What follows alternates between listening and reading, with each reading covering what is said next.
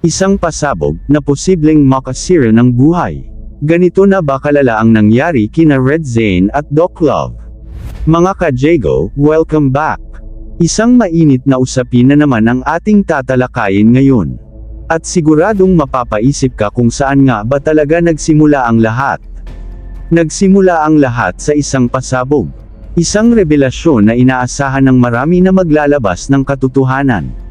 Pero imbes na linawin ang sitwasyon, mas lalo pa itong gumulo.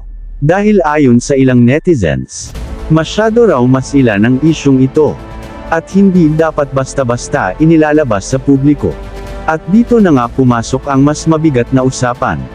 Hindi na lang ito simpleng issue. Dahil may mga lumalabas na balita tungkol sa posibleng kaso. At tanong ng marami, makukulong na nga ba?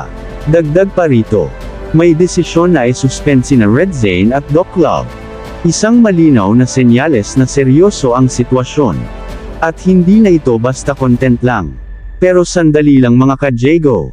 Bago tayo magbigay ng opinyon, tanungin muna natin ang sarili natin. Alam na ba natin ang buong kwento?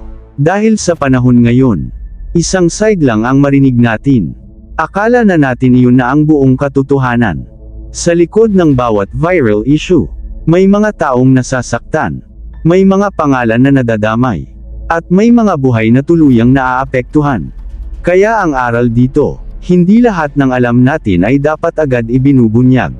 Dapat may tamang proseso, tamang pag-iisip, at higit sa lahat, respeto sa kapwa. Dahil ang isang maling hakbang, pwedeng magdulot ng epekto na hindi na kayang ibalik. Kayo mga ka-Jago, ano ang masasabi ninyo? Tama ba ang naging desisyon? O may kulang pa tayong dapat malaman? E-comment nyo lang sa baba. At kung gusto nyo pa ng ganitong klaseng usapan, like, share, at subscribe na.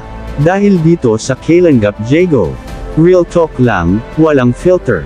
Selos lang, hindi naman ganun gano'n. Kung basa lang, hindi naman ganun gano'n. Oh. Ikaw ba naman tanig na doon sa pinakaliblib na lugar? Tsaka ano ba? Yung unang pagtatangka 17 pa lang si Biancy. Oh. Pasok pa yun sa pinakamabigat na kasalanan.